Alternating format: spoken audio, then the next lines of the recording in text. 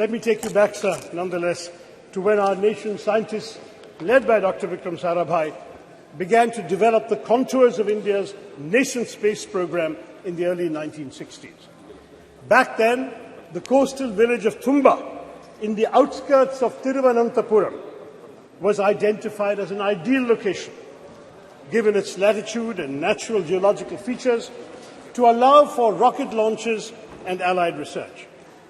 Imagine, friends in this House, a sleepy village with golden beaches and palm-fringed coconut trees, populated largely by an overwhelmingly Catholic community of fisherfolk.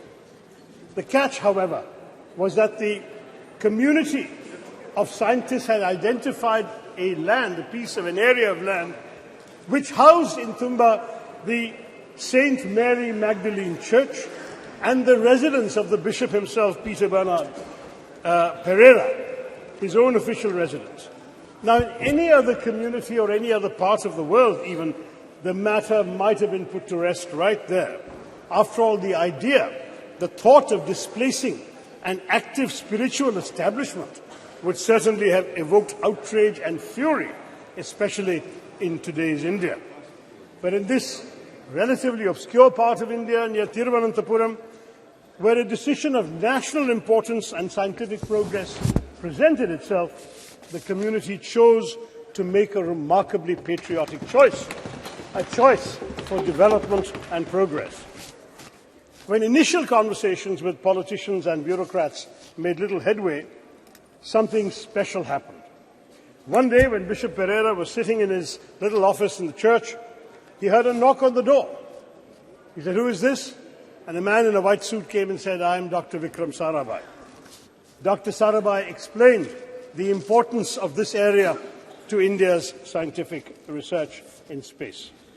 The bishop understood the proposed mission of the scientists, and he told Dr. Sarabhai, "Come to my church on the following Sunday." So during the Sunday service, Dr. Sarabhai was there, and Bishop Pereira presented a proposition before the congregation. "My children," he said, "I have a famous scientist with me who wants our church and the place I live in for the work of space science research. Dear children," he said, "science seeks truth by reasoning. In one way, science and spiritualism seek the same divine blessings for doing good for the people. My children, can we give God's abode for a scientific mission?" The answer from the congregation was quite literally a resounding Amen. The church and the bishop's house, as well as other neighbouring inhabited areas, were handed over without protest to Dr. Sarabhai and his team. Thus was established in 1962 the Thumba Equatorial Rocket Launching Station, or TERLS, which would later be renamed Vikram Sarabhai Space Centre after the death of the legendary Dr. Sarabhai 9 years later. A year after TRLS was established, India launched its first two-stage rocket, our first foray into space, from Thiruvananthapuram.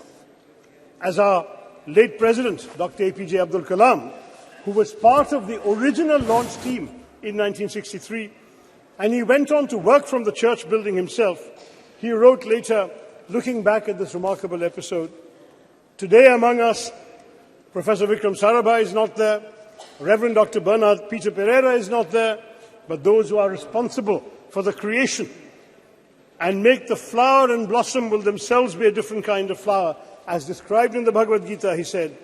And he quotes the Gita, "See the flower, how generously it distributes perfume and honey. It gives to all, gives freely of its love. When its work is done, it falls away quietly. Try to be like the flower, unassuming despite all its qualities." That is what a lot of Isro's foundations have been, sir. Unassuming, but with the power to change the world.